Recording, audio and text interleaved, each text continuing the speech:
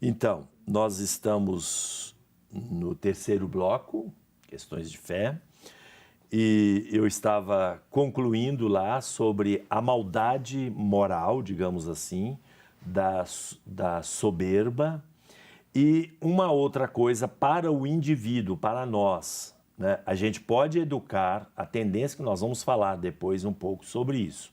A gente pode educar a tendência para desenvolver as qualidades inerentes a essa tendência, porque as há, mas antes tem que limpar o terreno, né? Você não pode fazer a plantação boa se o terreno não está limpo, se você não retira as ervas daninhas.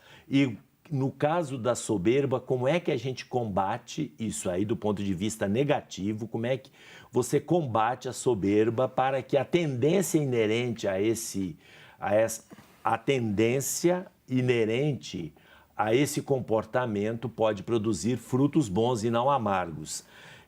Eu diria, em primeiro lugar, cultivar em si mesmo o respeito pelos demais, a compaixão para com a fragilidade alheia, para com aqueles que não foram aquinhoados com as qualidades com as quais nós fomos aquinhoados. Isso pode acontecer.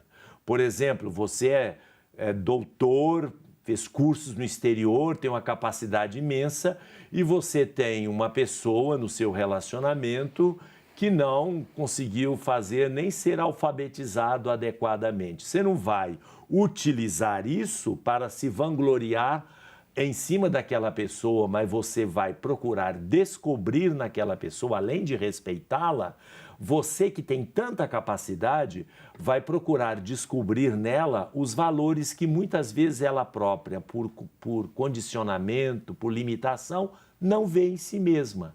Aí você vai poder elevar aquela pessoa com a sua qualidade. Então, o espírito de amor, o espírito de serviço para com os semelhantes, a contínua atitude de agradecimento a Deus por tudo aquilo que a gente é, pela alegria que a gente tem na vida, pelas amizades, pelos afetos, pela família, pelos bens que nós temos, tudo isso sempre estar à disposição de Deus.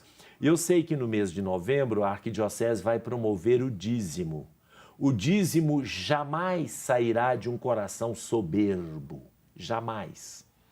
Então, para educar as pessoas, por exemplo, na vida cristã para o dízimo, nós temos que educar as pessoas para agradecer a Deus como a fonte, a referência de tudo de bom que nós temos. E uma forma de agradecimento concreto, não é só suspirar, mas é também concretamente devolver a Deus aquilo que você recebeu em termos de bens materiais. São formas de combater este vício. E, acima de tudo, não olhar o mundo a partir de você, mas olhar o mundo ao redor de você. Então, olhar o mundo com esse olhar, como o próprio Jesus olhou, um olhar de compaixão, olhar as pessoas que estão ao nosso redor, nos inserindo nesta harmonia de formarmos um só corpo, um só espírito. E não olhar o mundo a partir de você. Você olha e a partir daí você olha o resto e julga o resto e assim por diante. Então são estas formas de combater as ervas daninhas que atrapalham o desenvolvimento adequado de uma tendência que pode desembocar no vício negativo da soberba. Padre Cândido, juntando as duas coisas, aí, o de olho na realidade que o senhor mencionou e você acabou de dizer aí também sobre o dízimo. A gente está vendo aí, que está passando em todos os jornais, o furacão que está acontecendo lá para o lado dos Estados Unidos e todas aquelas ilhas que está passando por momentos muito difíceis. Qual que é a igreja em si como instituição? Porque a Igreja Católica é se for olhar assim em termos de instituição, no caso, é uma das maiores do mundo, né? ela tem algum programa, porque a gente até mencionou aqui no programa sobre as campanhas, igual no Brasil tem campanha da fraternidade, essas coisas. A igreja tem alguma atuação quando acontece uma coisa dessa, igual lá nos Estados Unidos, e até mesmo para esses países que tem um índice de desenvolvimento muito baixo. Então, assim, pensando como instituição global, ela tem alguma coisa para direcionar o dízimo, igual você mencionou aqui sobre o dízimo, para esses lugares, igual acontece uma fatalidade da natureza, igual lá nos Estados Unidos. A igreja ela interfere com alguma ajuda, mesmo que seja financeiro, ou até mesmo enviando pessoas, convocando pessoas para ir ajudar, alguma coisa nesse sentido? Sim, isso aí tem uma instituição ligada à Igreja Católica no mundo inteiro chamada Caritas. A Caritas é uma instituição feita para isso. Agora, a gente precisa distinguir muitas coisas. A igreja só entra nessas situações como uma função de suplência. É quando, por exemplo, o governo de um país não é capaz, não tem capacidade para resolver os problemas. Nesse caso, a igreja entra em todo mundo com atividade de suplência e é a instituição que maior colabora com todas as catástrofes, principalmente acontecidas em países onde são países muito pobres, onde eles não têm condições de suprir essas necessidades. Então, a igreja entra através da Caritas. Agora, eu percebo o seguinte, da seguinte forma, um país responsável, né, ele cobra impostos do seu cidadão, dos cidadãos daquele país, ele cobra impostos. Olha, por exemplo, o Brasil, o imposto que nós pagamos. Nós não pagamos imposto para a igreja, nós pagamos imposto para o governo. E são impostos volumosos. O governo tem a obrigação moral de fazer a sua parte quando acontece isso, porque o imposto foi pago para ele. Isso vale em todas as situações. A igreja só entra em caráter de suplência, porque ela não pode, ela nem deve, seria uma deseducação se ela entrasse para resolver os problemas que o governo que recolhe os impostos dos cidadãos deveria resolver. Mas no caso do dízimo, é porque quando a pessoa... Não, o dízimo não tem esta função. Não, então, o dízimo, assim, ele serve para ajudar a comunidade, a igreja, para manter... Só a paróquia. O dízimo é uma colaboração que se dá a uma comunidade específica.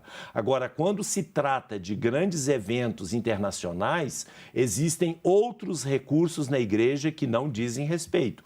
Pode até se fazer uma coleta, mas não do dízimo. Por exemplo, no dia 29 de junho, dia do Papa, dia de São Pedro e São Paulo, a igreja no mundo inteiro manda colaboração para Roma, para o Papa, para a caridade do Papa. Esse dinheiro sai para tragédias, vai para Caritas, o Papa distribui para aqueles lugares que precisam. Campanha missionária, aí vai para as atividades missionárias, que envolve também algumas coisas que dizem respeito à promoção de povos, principalmente em lugares muito pobres. Agora, o dízimo é muito localizado, porque se a gente falar disso, que o dízimo vai para todo lugar, aí você vai perder os dizimistas da sua paróquia. E a sua paróquia não tem nem condições de fazer uma coleta para as missões, uma coleta para o Papa, uma coleta para uma atividade qualquer, se por acaso ela está desguarnecida daquela colaboração normal que o dizimista deve dar. Muito bom. Mas quando tem um país assim muito pobre, igual os países da África, e as igrejas lá, talvez elas recebem.